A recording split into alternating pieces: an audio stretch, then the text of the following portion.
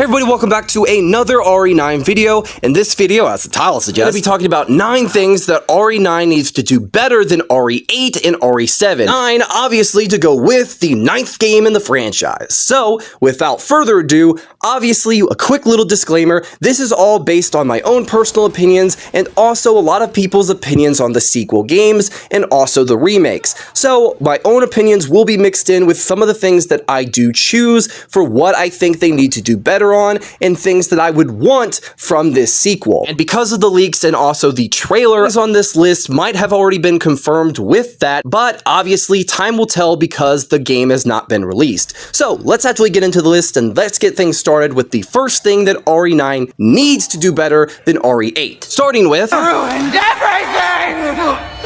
camera and gameplay presentation. Now, Resident Evil is no stranger to having different cameras and different gameplay styles. The original games having a fixed camera that a lot of people love, especially Mayo, and also hate because of the motion sickness that it gives people, and also the over-the-shoulder camera that we got in RE4, and also the first-person camera of RE7 and 8. RE9 needs a fresh gameplay and also camera perspective that we haven't had in the series. Now, obviously, I don't want them to change it up to the point where it doesn't resemble Resident Evil, but I personally would like them to do something a bit different because every game is starting to blend together. There is no originality to things anymore. Moving on to the second thing that RE9 needs to do better than RE8. Welcome to the family, son. Is having the game actually be scary. RE8's horror was kind of toned down because a lot of people found RE7 to be too scary. To that I say, Says you're a pussy. You wanna know what I do when I'm scared? Fucking nothing. Because I'm not a fucking pussy. I hope that RE9 is actually scary, and I love RE8's design and a lot of the characters and stuff like that was not scary, but it personally felt like a first-person RE4 clone, and honestly, a lot of the stuff really wasn't scary. RE9 needs to go back to the levels of fear that we had with RE7 and the original classic games. Some bits of fear that we got from the remakes outside of you. On to the third thing that RE9 needs to do better than RE8. What the hell do Better Stalker AI. Honestly, this is something that the RE franchise has not really improved on since Nemesis, and honestly, RE3 Remake could have done so much more with it, but they chose not to, so I know that a lot of people are sick of the Stalkers because after a couple playthroughs it becomes less scary, so if they're not going to improve it, don't have it in the game at all. Moving on to the fourth thing that RE9 needs to do better than RE8.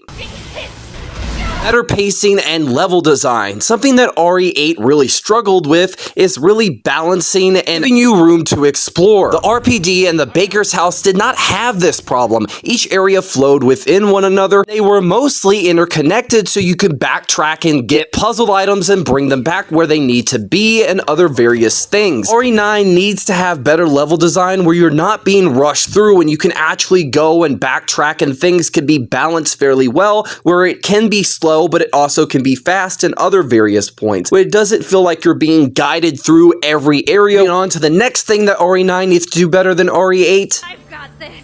Having a better written protagonist. I know that a lot of people do not like Ethan Winters from RE7 and RE8. Yes, he is an everyman character. The lack of a personality or a reaction to things was a big reason why a lot of people didn't like him. But in RE8, they did try to fix that, but it was already too late. RE9 needs to have an iconic new protagonist that isn't toxic, but also can stand on the lights of other Resident Evil characters like Leon, Jill, Claire, Chris, and others, without being toxic and having a unique personality and with relatable goals. Moving on to the next thing that RE9 needs to do better.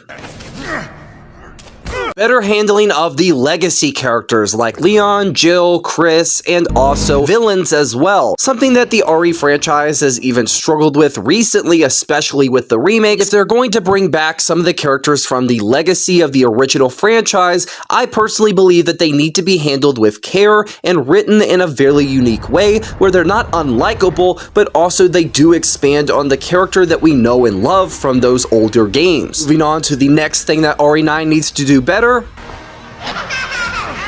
Villains, enemies, and bosses. Now, obviously, RE8 really had a lot of enemy variety compared to RE7. I will give it that. But a lot of it did start to get old fairly quickly, and honestly, some of it really wasn't scary, and it was really designed for action, just like the Ganados were in RE4. To top it off, the bosses and also the enemies and villains were fairly weak, especially characters like Mother Miranda, DD, Donna Viniento, and Monroe. Characters like Heisenberg were fairly unique, but his boss fight really sucked. And I know that RE7 had problems too, but the boss fights in that weren't that bad. Obviously, when it comes to the Bakers being fairly unique from one another, and the main villain did suck in that game too. RE9 really needs to have a compelling, scary villain, and also uniqueness when it comes to the enemy variety, and also the boss variety. Each boss needs to be fairly unique, and have unique strategies to beat it, and also has to be scary. Now, the last two things that RE9 needs to do better: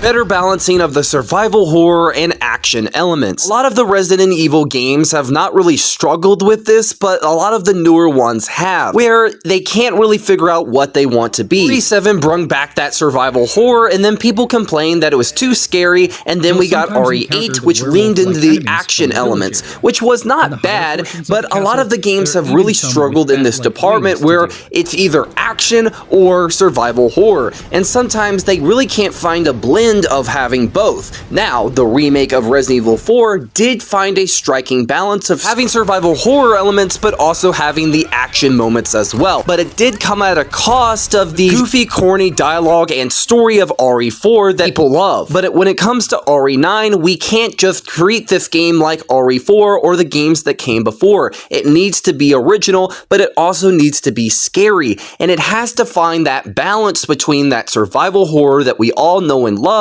but also those action-heavy moments that we also love as well. Because we don't really need to have Resident Evil go back to the level of what it was with RE5 and RE6. It has always been either one style or another. Some of the older games did have those horror moments, but also sprinkled in a bit of action during the story as well, like RE3 and also RE2 and a little bit of RE1. So if we can get back to that, I feel like we could have a great experience with RE9. Getting into the final thing that RE9 needs to do better than RE8, and that is Resident Evil Requiem.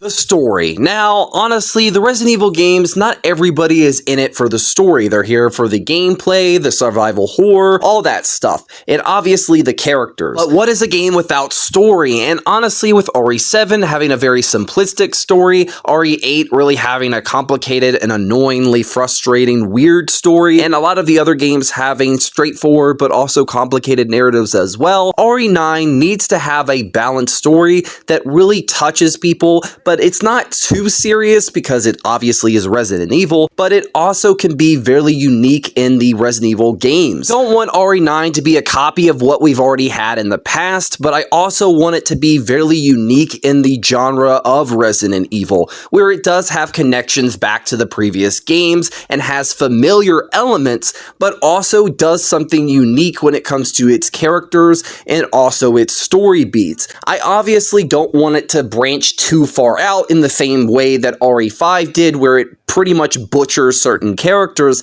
but I obviously wanted to do something unique in the same facet of what they did with RE7 and a little bit of RE8, because the story of every game is always going to be the most important part to an experience, and I don't want it to take itself too seriously, but I also want it to be unique, where there is connections, you can actually relate to the story, there's deeper lore, and there's also cool elements. But hey, that is just me. Let me know some of your thoughts in the comments down below, whether you agree, disagree. Let me know what things you think RE9 should do better than RE8 in the comments down below, and also make sure to hit the like button, subscribe if you're new, and hit the bell icon to be notified when I upload, whether it's Devil May Cry, Resident Evil, or Darksiders content, or any other content under the sun. Have a wonderful rest of your day, morning, afternoon, night, or whatever it is for you in the world, and peace out. Bye-bye!